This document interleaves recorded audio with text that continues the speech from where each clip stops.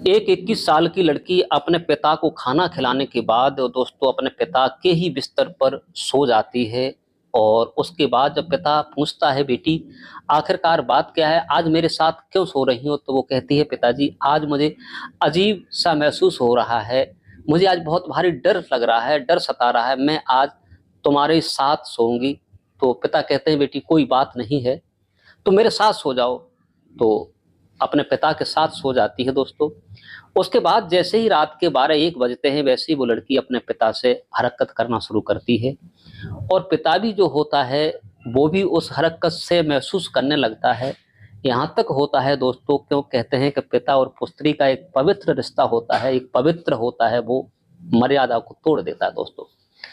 और उसके बाद में पिता और बेटी वो संबंध बनाते हैं जो कहने में रिश्ता भी शर्मसार कर देने वाला है। आखिरकार पिता और पुत्री ने वो काम किया जो किसी को नहीं करना चाहिए दोस्तों।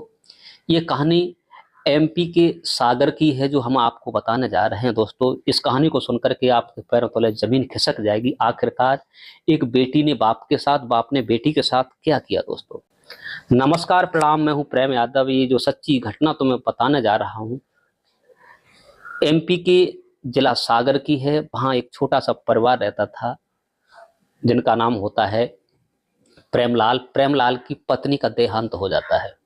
बड़ी बेटी की उम्र होती है उस समय 17 वर्ष होती है। छोटी एक बेटी होती है, उसकी उम्र लगभग 13-14 साल होती है। और एक लड़का होता है, उसकी उम्र 11-12 साल होती है दोस्तों। उसके बाद में पिता जो था रामलाल मजदूरी करता था और अपने बच्चों का भरण पोषण करता था दोस्तों।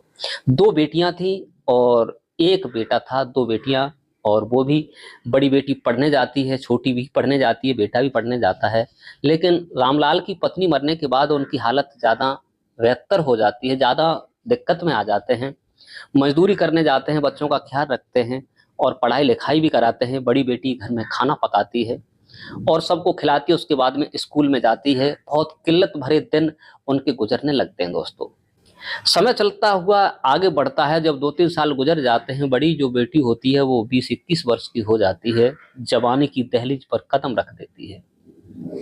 एक दिन उसके पिता जो होते हैं प्रेमलाल कहते हैं कि बेटी आपके आपके भाई बहन सब पढ़ने लायक हैं और हम अगर घर से बाहर नहीं जाएंगे तो पैसा कहाँ से आएगा, क्या होगा, इसलिए विचार कर रहा हूं कि मैं दूसरी शादी कर लूं।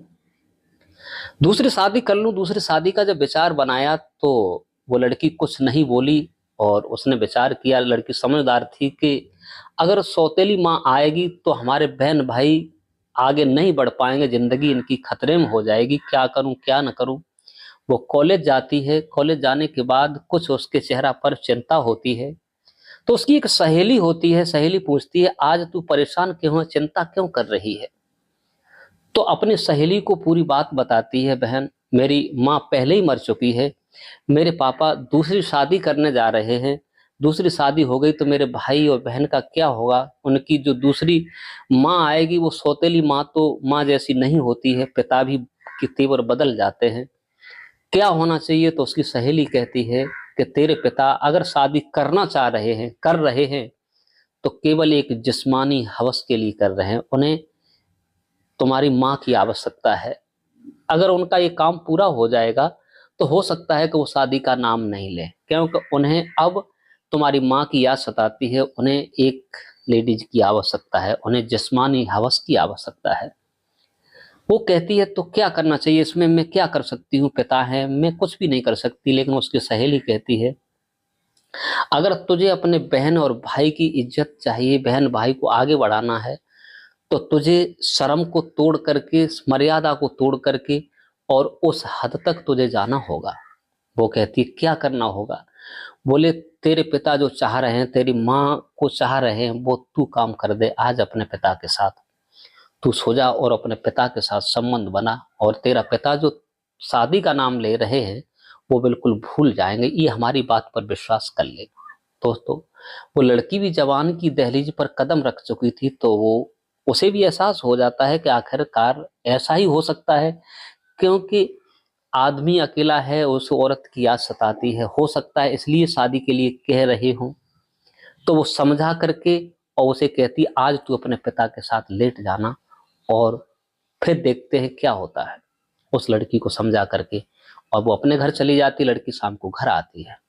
घर आने के बाद खाना पीना बनाती है। दोस्तों कहानी बड़ा इंटरेस्टिंग है, क्योंकि पिता और पुत्री के रिश्ता कैसे होते हैं इसी में आज हम आपको बताने जा रहे हैं। दोस्तों उसके बाद में जब लड़की खाना पकाती है, पिता आते हैं और खाना तैयार होता है, बेटी लेके जाती है। लेकिन उसका पिता जो होता है कहता है बेटी खाना खा लेंगे, रख दो। रखने के बाद बहन भाई जो छोटे छोटे होते हैं वो अलग सो जाते हैं, और जहाँ पिता सोता था खाना रखने के बाद वो बेटी अपने पिता के बिस्तर पर ही लेट जाती है। पिता जाता है, अपनी थोड़ी बहुत ड्रिंकिंग करता है। ड्रिंकिंग करने के बाद खाना खाता है और फिर आता है, बेटी आप यहाँ क्यों सो रही मेरे बिस्तर पर? तो वो कहती है, पिताजी मुझे आज डर लग रहा है, आज मैं तुम्हारे साथ ही सोऊंगी। पिता कहता है, कोई बात नहीं बेटी, अगर आपको सोना है तो मेरे साथ सो जाओ। लड़की अपने पिता के साथ सो जाती है। दो कंबल होते हैं और बिस्तर होता है, लेकिन जब सो जाते हैं लड़की को नींद का बहाना करने लगती है। नींद का जब बहाना करने लगती है, लेकिन नींद तो उसके पास भी नहीं होती।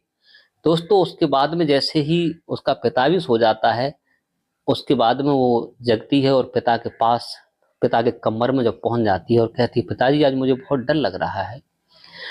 इसके साथ वो लड़की अपना हाथ पांव चलाती है और पिताजी के गुप्तांग पर हाथ पहुंचाती है। वैसे ही पिता भी जो होता है वो भी रौनक में आ जाता है, और यहाँ तक होता है कि एक दूसरे को टटोलना शुरू कर देते हैं। दोस्तों यहाँ तक टटोलना शुरू करते हैं कि पिता और पुत्री के बीच जो होना चाहिए वो नहीं, लेकिन जो पति पत्नी का भाव होता है एक दूसरे के संबंध बन जाता है। पिता भी संबंध बनाता है और संबंध बनाने के बाद सो जाते हैं। जब सवेरे जगते हैं तो बेटी भी खुश और पिता भी खुश, शादी का नाम भी नहीं। इसके बाद में दोस्तों उसने अपनी सहेली को बताया कि तूने जो ट्रक बताया था वो ट्रक कामयाब हो गया। पिताजी बड़े खुश थे। अब प्रेमलाल बड़ा खुश है, रोजाना अपना जो भी करता है, बेटी अपने पिता के पास सो जाती है आकर के। पिता रोजाना संबंध बनाता है, लेकिन शादी का नाम भूल जाता है। दोस्तों उसके बाद में लगभग साल 2 साल तक यही काम चलता रहता है, लेकिन कुछ समय के बाद वो लड़की जो होती है प्रेग्नेंट हो जाती है। जब उसके पेट में दर्द होता है तो गांव में ही एक क्लिनिक था, उस पर उसे चेक करवाया जाता है। जब दर्द होता है तो वहीं एक मोहल्ले की उस पर एक लेडीज डॉक्टरनी रहा करती थी।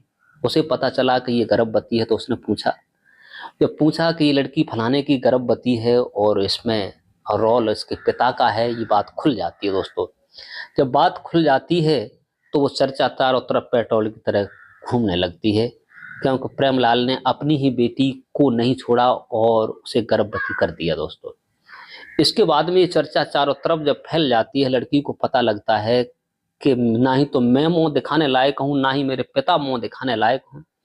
क्या करूं क्या न करूं, अब तो शर्म के मारे वो घर से भी नहीं निकलती है। दोस्तों चारों तरफ ये चर्चाएं प्रेमलाल की और उनकी बेटी की फैल रही हैं। दोस्तों उसके बाद में बेटी रात को उठती है, एक रस्सी लेती है और वन की घर से बाहर झाड़ियों में चली जाती है। एक पेड़ होता है, पेड़ के ऊपर रस्सी लटकाती है, उसमें फंदा डालती है। फंदा डालने के बाद अपनी आत्महत्या कर लेती है। जब आत्महत्या करती है, सवेरे लोग जब जागते हैं, जागने के बाद जब देखते हैं कि एक लड़की नौजवान लटकी हुई है, ये लड़की तो प्रेमलाल की है, आत्महत्या कर ली। उसे उतारा जाता है, उसका पोस्टमार्टम होता है। पोस्टमार्टम होने के बाद वो 2 महीना की प्रेग्नेंट होती है।